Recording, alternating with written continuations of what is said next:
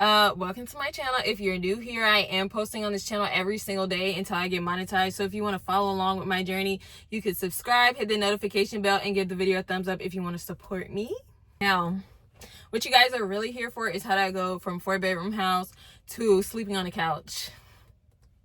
Really, it's a long story, but I can put it all into a nutshell for you because it's simple. It's simple. So I became a stay-at-home mom when I was 19 years old, and I am now 27.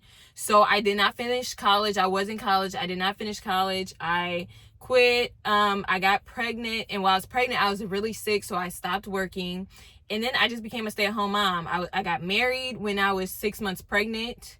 I think by that time I was 20, and that's what I did for all these years. Now, my relationship began to fall apart at some point, and it was just falling apart. And I did realize, okay, like I need to do something because, you know, what am I going to do? I'm not going to be able to support my kids. So I did work a part-time job in like 2023 to the beginning of 2024 until I had to quit because I was moving. So I did work a part-time job and I started school. I have been in school full-time for coming up on a year now. It's going to be a year in May. But what landed me here on the couch is my relationship was over. My ex-husband was in the military. So we were leaving our house, our home that we had together. We were moving back to our hometown, and our plan was we were going to live at his parents' house because his parents had 2 extra bedrooms, which is going to be more than enough space for us. But the day we got back, literally the next day, so the next day when we got back, we moved back here, I found out, surprise, he was in a whole nother relationship.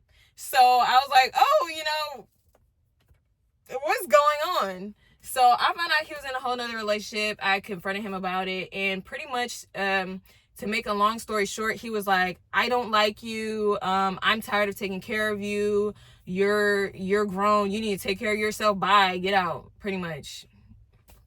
So that's how I ended up here. Of course, my mom really doesn't have space for me to live in her home, but she was not going to let me and my kids be homeless. So we have moved into her house, and we're living on her couch, and we have been living on her couch in her living room for about like 7 months now, I think it is. And it is just really a strain on everybody involved. There's like a lot of moving parts. There's, you know, my mom works from home. There's a lot of things going on, and we just really cannot live here anymore. It's just not a good situation. It's really not.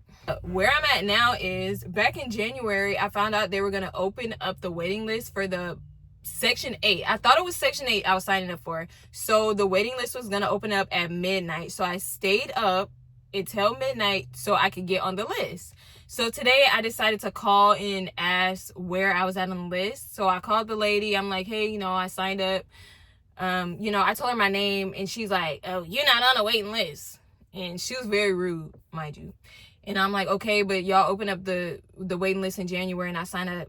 And she was like, that's public housing, click. And she transferred me over. And that's exactly how she sounded. So she transferred me over to public housing, and I talked to her, and she told me that I was on that waiting list, and I was number 98. So then I asked her if there was any way, like special circumstances or any way I could move up on the list, and she said no. So there's that. I feel like by the time I get to the top of that waiting list, I'm gonna be done with school and already have my life back together, and I'm not going to need it anymore. So I decided to call the town over. There's like a small town about 20 minutes away. They have their own housing authority. So I called her on the phone and asked her if they had a waiting list, and she said no. So you guys are going to come with me today. I'm going to pack up the kids, and we're going to go over there so I can pick up my application and apply for public housing there and see if I can get a place. I got the kids packed up, and the place is like 22 minutes away or something like that. So we're gonna head over there right now and see what this lady says. So I'm actually gonna turn around and go back home because since it's already 20 minutes away, I don't want to drive back and forth. Like, I don't want to pick up the application, bring it all the way back home, and drive back and forth. And I figure they're probably gonna want like social security numbers and stuff like that. So I'm gonna go back home so I can get all that information, so I can just turn everything in to her today. All right, y'all, we just got here. I'm about to walk in and get the application and everything. Oh, this not the door? Okay, so this not even the right place. It said they move offices, so I just called her, so I'm about to go to the right place.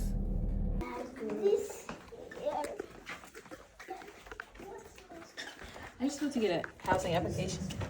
So I got the application. I'm about to sit here in the car and fill it out. The kids are playing right there in the grass.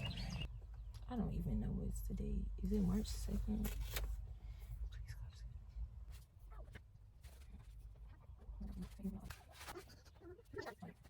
I was not able to turn in the application today. I filled out everything.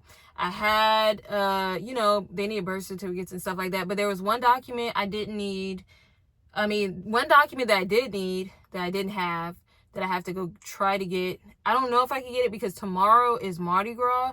So some places might be closed. So I'm going to try to get that. And I forgot to ask her, my driver's license is still for a whole nother state. So I think I might have to change that too. So I don't know when I'm going to be able to actually turn it in, but I'm going to keep you guys updated. For anybody watching, do not be like me. Oh my gosh, do not get in my position. I really put myself in this position just being trusting of people.